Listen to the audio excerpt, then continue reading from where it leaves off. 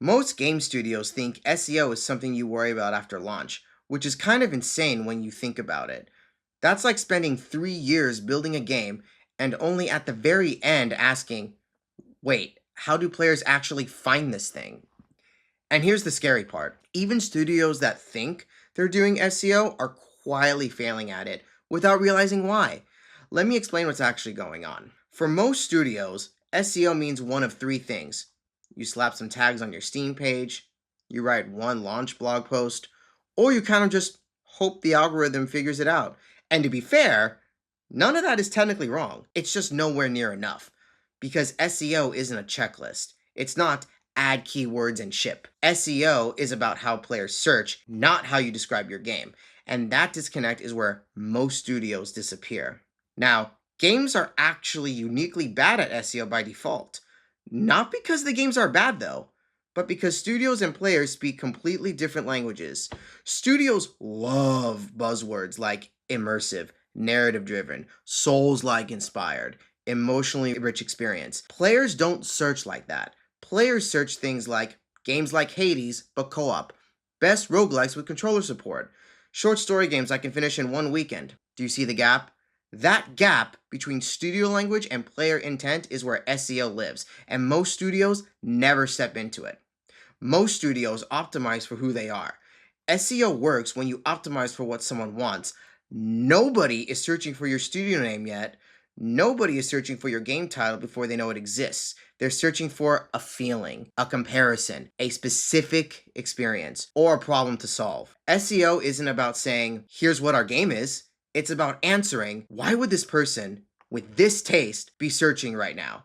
That's intent. And most game pages don't speak to intent at all. Most studios bring SEO in at the very end, right before launch. But SEO isn't a coat of paint you slap on at the finish line. It's more like the floor plan. You don't redesign the house after people move in. SEO should influence how you frame the genre, how you name features, how you describe progression, how you position the game relative to others. When SEO only shows up at launch, you're not optimizing, you're retrofitting. And retrofitted SEO almost never performs well. Most Steam pages, they look great, but SEO doesn't really care that much. Not because it hates creativity, but because it needs clarity.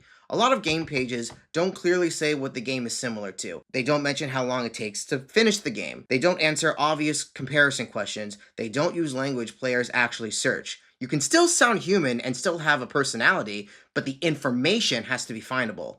If a search engine or a human skimming can't immediately tell who the game is for, it won't rank. This is usually where studios say, the algorithm just hates us. But it doesn't. It's just confused. Search engines don't discover games. They recognize patterns. If you've never clearly told the internet what your game is similar to, or who it's for, or what problem it solves, or why someone should choose it over something else, then the algorithm has nothing to work with. Great games fail at SEO all the time. Not because they're bad, but because they're vague. When SEO does work for games, it usually falls into three buckets. First, discovery. Like, is this kind of game for me? Second, comparison. Is this like that other game I loved? Third, evergreen intent. Is this worth my time right now?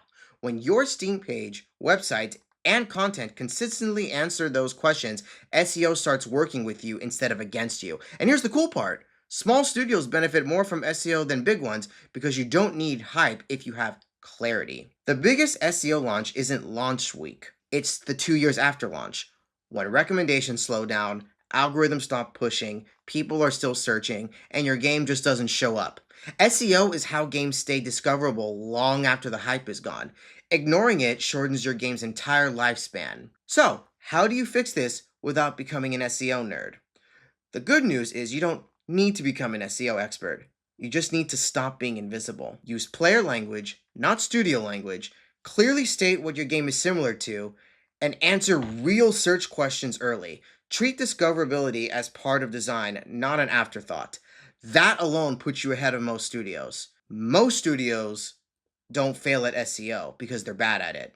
They fail because they never realized it was part of the game in the first place. And once you see that, you can't unsee it.